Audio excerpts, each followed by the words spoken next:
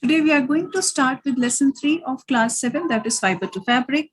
And children, we know that in cold climates people wear garments made of wool. Why garments made of wool? Because wool, it is a insulator of heat. Why insulator of heat? Because it can trap air and keep warm, keep us warm, right? However, in hot climates, what happens that people, they prefer generally light colored clothes, because light colored clothes, they absorb very little heat. And in temperate regions, we might have seen that people wear different types of clothings for different seasons. For example, for summer, spring, autumn, winter, etc., they have different types of clothing. So people wear clothes made up of different fibers for protection against different weather. Now, what is fiber? So fiber, basically, this is the starting point of the textile chain.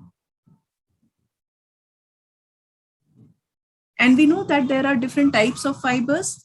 So the broad classification for different types of fibers, one is natural fibers and the second is synthetic fibers. And natural fibers, they are of two types. One is plant fibers and the second is animal fibers. So about plant fibers, you would have studied in grade 6. An example for plant fibers are cotton, jute, etc. However, animal fibers, this is what we are going to talk about in this class, grade 7, in this chapter. So different types of animal fibers are wool and silk. And synthetic fibers, they are basically made up of petrochemicals or chemicals. An example can be polyester or nylon.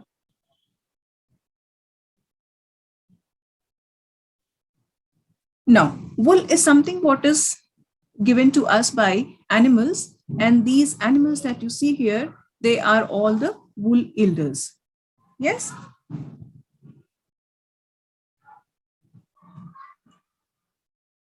Certain animals which give us wool are sheep, Kashmiri goat, Angora rabbit, then yak, camel, etc. And the wool that we get from these animals is basically from their hair. And that is called as fleece. So what is fleece? Fleece is the woolly covering of a sheep or a goat or any other animal. So the body covering that we see here like this is the woolly covering of the body for these animals. And this is also called as fleece.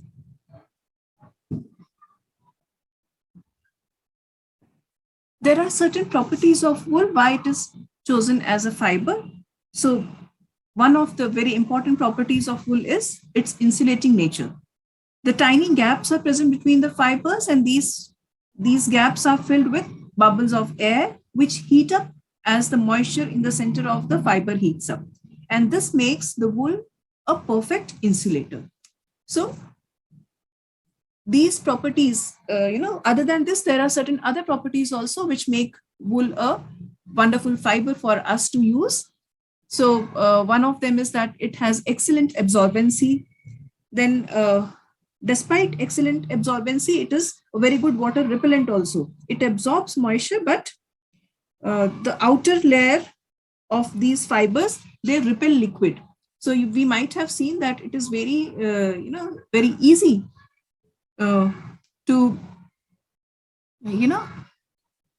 make these woolen clothes dry, or to dry these woolen clothes. They dry faster as well. Yes.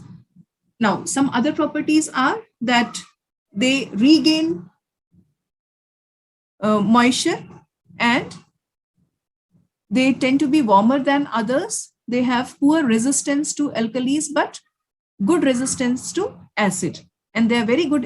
They have very good elasticity and resilience. Now, when wool burns, it gives a typical smell. So when wool burns, we might have seen that it smells like a hair. So why it smells like a hair? Because it is composed of amino acids, and basically wool is protein in nature.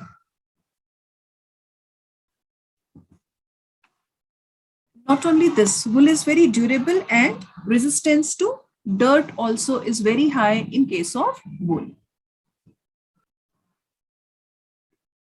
Now, to obtain wool from different animals, what do we need to do is we need to rear those animals. So what is rearing? And basically when we talk about wool, it is rearing of sheep, not only sheep, some other animals also. But what is rearing of sheep, or what is rearing? So rearing means to look after the animal, or as here we are talking about wool, so we will talk about sheep. So rearing means to look after the sheep by providing them food, by providing them hygienic shelter and proper health care.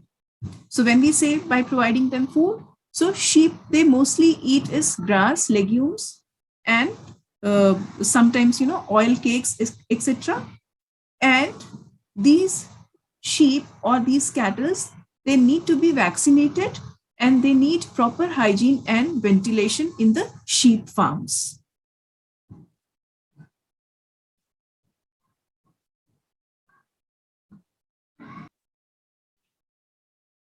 In order to obtain better quality product, selective breeding is done. So what is selective breeding? Selective breeding or artificial selection, it is a process where parents with desired or good characteristics are bred, and the offsprings that are produced, they have the characteristics of both the parents. So what will happen here is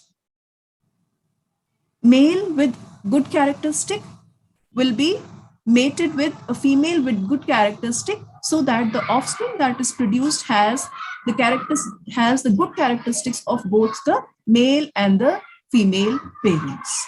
Now, how does the selective breeding help, or what are the benefits of the selective breeding? First thing, that it helps in eliminating the diseases in the animals. Second, it gives us a better quality product. For example, as here we are talking about wool, so it will give us a better quality wool. And third is it makes the animals fit and strong. So that is why selective breeding is done. So here we see that two sheep friends, they are talking to each other. The first one saying to the other, I wonder why I feel so hot. Looks like my fleece has grown. So what is fleece? Fleece is the hair of the animal. Yes. The other one says, yes, it is time for shearing. So I know you want to understand what is shearing. So in the next class, we will discuss about shearing, and not only shearing, we'll also discuss about the different steps which are involved in the production of wool. So till then, happy learning.